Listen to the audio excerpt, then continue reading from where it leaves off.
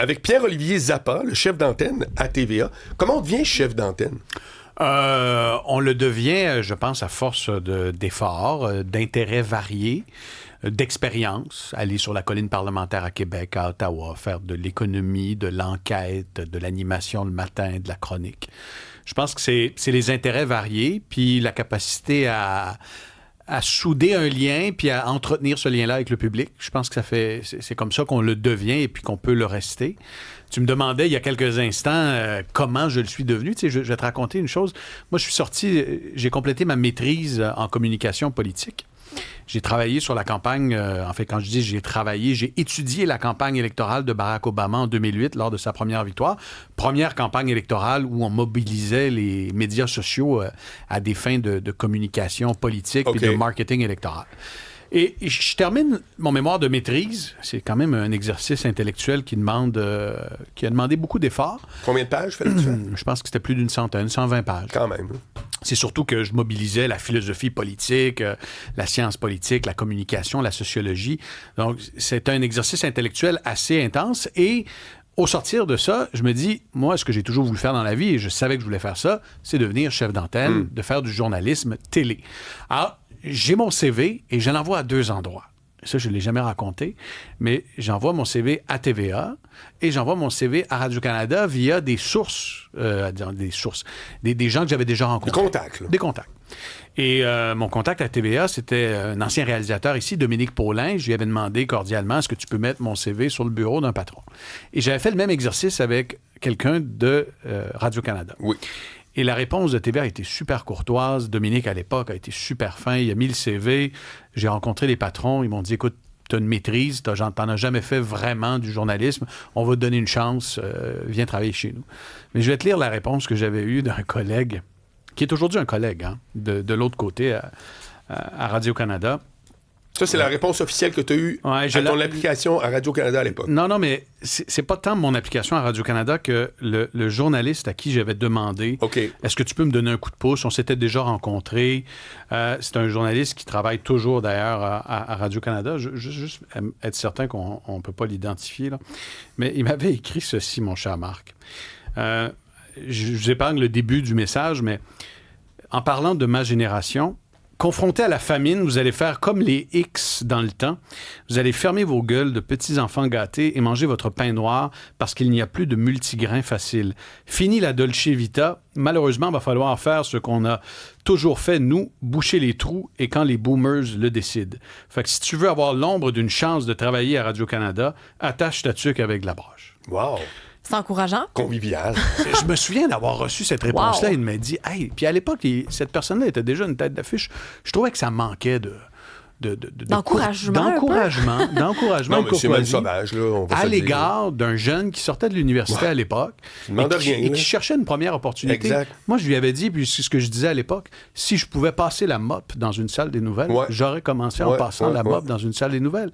Et aujourd'hui, je me fais un devoir, Marc, chaque fois qu'un jeune de l'université m'écrit et qui me dit, j'aimerais ça venir passer une journée avec toi ou est-ce qu'on peut faire une entrevue avec toi pour un projet, jamais je vais dire non. Je vais toujours dire oui. Et si jamais quelqu'un me dit, est-ce qu'il y a des postes de recherchistes disponibles, je vais orienter ces gens-là aux bonnes personnes, aux bonnes portes d'entrée dans la salle des nouvelles. Jamais je vais décourager un jeune, qui soit du secondaire, du collégial, de l'université. Puis c'est souvent drôle, tu m'as souvent vu, je ne sais pas si tu m'as déjà vu, Marc, faire des visites guidées à TVA, mais... Oui, avec un petit groupe. Ben, tu sais, souvent, ça m'arrive, tu as deux, trois universitaires, un petit groupe du secondaire qui veut voir comment ça se passe à la télévision, un jeune qui a une passion, qui veut devenir journaliste, que ses parents encouragent, ben, je vais lui dire, hey, écoute, j'ai 1 heure de libre, telle journée, viens-t'en, je vais te faire découvrir la salle. Pour moi, encourager la relève, former la relève, stimuler la relève, aller dans les cégeps, les universités, dire aux jeunes, lâchez pas, même si vous entendez parler de crise des médias, il y aura toujours un besoin énorme pour des fins limiers, pour des journalistes d'enquête, des journalistes économiques, des gens passionnés par l'information.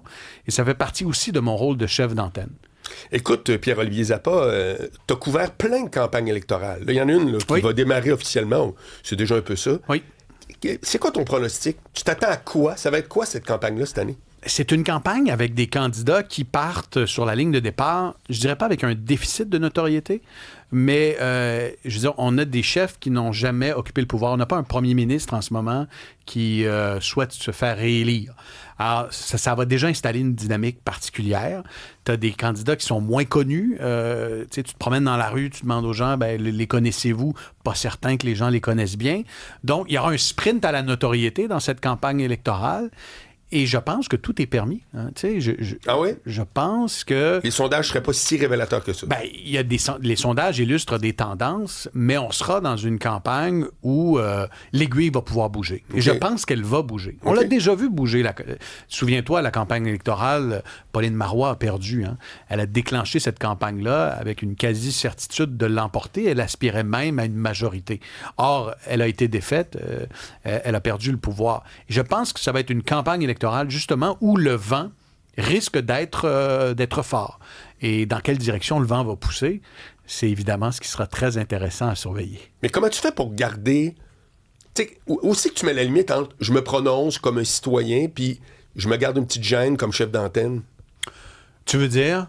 En général. En général? Tu sais, mettons, je te demande pour qui tu votes. As-tu un malaise en disant... je vais te le dire. Pour vrai?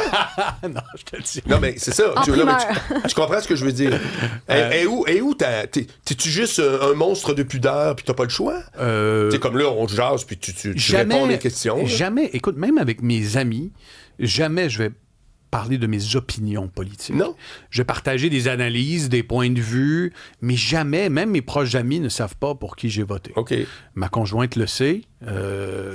Écoute, je te raconte, lors de la dernière élection provinciale, il y a environ 4 ans, je m'en vais dans l'isoloir et je décide d'amener mon plus vieux. Et je lui montre comment ça fonctionne. C'est une initiation un peu à l'exercice démocratique. Là, on est chez Paré, là, ou... Hein?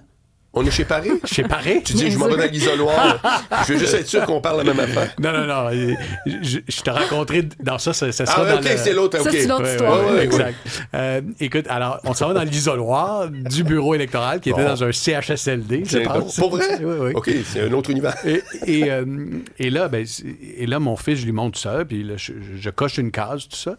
Puis mon fils ne voit pas pour qui j'ai voté, mais pour se penser drôle, il sort de l'isoloir, il y a 7 ans, et il dit devant tout le monde, « Mon père a voté pour telle personne. » Okay. C'est évidemment que je suis dans le bureau. Ouais. C'est évidemment que les gens m'ont reconnu. Alors là, je vois les gens sourire et tout ça, puis là, je dis à mon fils, « Ben non, tu sais, mais là, est-ce que je suis pour dire non? Est-ce que je dévoile que j'ai pas voté pour tel candidat? » Ça a créé un moment assez cocasse. Moi, j'avais une question par rapport à l'importance parfois de s'absenter de l'espace public. Vous partez les animateurs pendant l'été, on s'ennuie de vous. Est-ce que c'est important de disparaître pendant un temps quand on est une figure publique comme toi? Ben, pour ma part, tu vois, j'ai beaucoup travaillé cet été parce que je travaillais sur un projet de livre, le lancement d'une série documentaire. Mais pour moi, de faire une pause, puis juste de faire comme un backwash du cerveau pour que la créativité se renouvelle pour la prochaine saison, prendre un peu de repos. Moi, je vois peu mes enfants en saison régulière.